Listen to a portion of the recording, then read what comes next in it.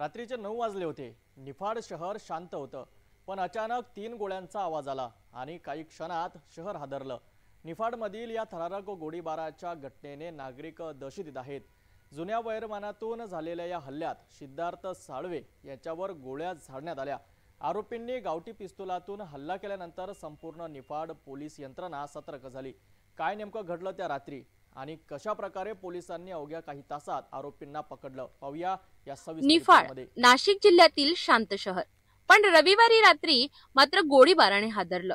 रात्रीचे 9 वाजले होते, शहर शांत होतं, पण अचानक 3 गोळ्यांचे आवाज घुमले आणि क्षणात संपूर्ण परिसरात भीतीचे सावट पसरले।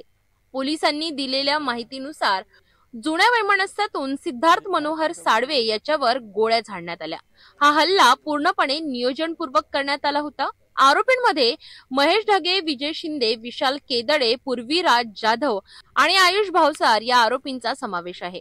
या टोळीने गावठी पिस्तुलातून सलग 3 गोळ्या झाडल्या। गोळीबारानंतर आरोपी फरार झाले, मात्र पोलिसांनी तात्काळ नाकेबंदी करून सापळा रचला। स्थानिक गुन्हा शाखेचे रवींद्र मगर, निफाड पोलीस ठाण्याचे निरीक्षक गणेश गुरव आणि हवालदार अनिल शेरेकर यांच्या पथकाने अवघ्या काही तासात सर्व आरोपींना अटक केली। पोलिसांनी आरोपींकडून गावठी बंदूक, मोबाईल, पेन ड्राईव्ह आणि कॉल रेकॉर्डिंग जप्त केल्यात। आरोपींविरुद्ध भारतीय दंडविधान कलम 109, 61(2), 351(2), 352 तसेच आर्म्स ऍक्ट 3/25 आणि 5/27 अंतर्गत गुन्हा दाखल करण्यात आलाय। आरोपींना अटक झाल्यानंतर पोलिसांनी एक अनोखा निर्णय घेतला। आरोपींना निफाडच्या रस्त्यावरून वरात काढत नागरिकांना दाखविण्यात आलं की कायद्याचा हात लांब आहे, गुन्हेगारांना माफी नाही। नागरिकांनी पोलीस कारवाईचे स्वागत केले असून निफाड पुन्हा सुरक्षित आहे अशी आशा व्यक्त केली। तथापि शहरातील वाढती गुन्हेगारी आणि बिनधास्त टोळ्या पोलिसांसाठी मोठं आव्हान बनले आहेत। या घटनेने पुन्हा एकदा प्रश्न उपस्थित केलाय, निफाडमध्ये काय चाललंय? गुन्हेगारीचा राक्षस इतका बिनधास्त का झालाय? निष्पन्न झालेला आहे आणि यांनी प्री प्लॅन करून आणि कट रचून जुन्या भांडणाच्या वादावरून हे सर्व गुन्हा घडून आणलेला आहे।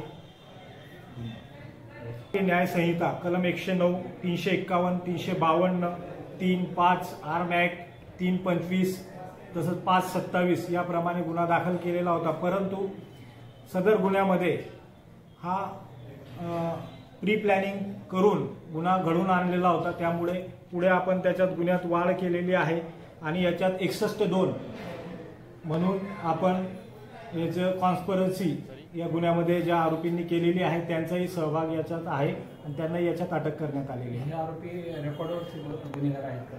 हो, हे आरोपी याच्यातले 3 आरोपी रेकॉर्डवरचे आहेत आणि त्यांच्यावर आम्ही प्रिव्हेंटिव्ह ऍक्शन यापूर्वी केलेली आहे। कोणते गुन्हे दाखल आहेत? यापूर्वी याच्यात एक 302 खुनाचा गुन्हा एका आरोपीवर आहे, सिद्धार्थ साळवे म्हणून। तो 10 वर्ष याच्यात सेंट्रल जेललाच होता आणि त्यानंतर एक मयूर ढगे हा।